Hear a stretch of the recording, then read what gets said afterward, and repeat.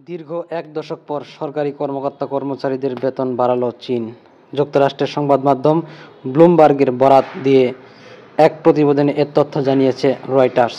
ব্লুমবার্গের প্রতিবেদনে বলা হয়েছে, চলতি মাস থেকে প্রত্যেক জ্যেষ্ঠ সরকারি কর্মকর্তা-কর্মীর বেতন গড়ে 500 ইউয়ান, যা বাংলাদেশি টাকায় 8,118 টাকা, এবং জুনিয়র কর্মকর্তা-কর্মীদের বেতন গড়ে 300 ইউয়ান, বাংলাদেশি মুদ্রায় 5,010 টাকা বাড়ানো হবে। চীনে বর্তমানে সরকারি প্রশাসন ও বিভিন্ন পরিষেবা খাতে কর্মরত মোট কর্মচারীদের সংখ্যা 4,80,00,000। অর্থনীতিবিদদের মতে, নতুন ঘোষণার পর কর্মচারীর বেতন বাবদ সরকারের ব্যয় বাড়বে $1,200 কোটি থেকে $2,000 কোটি। এর আগে সর্বশেষ 2015 সালে সরকারি কর্মকর্তা-কর্মীর বেতন বাড়িয়েছিল বেইজিং।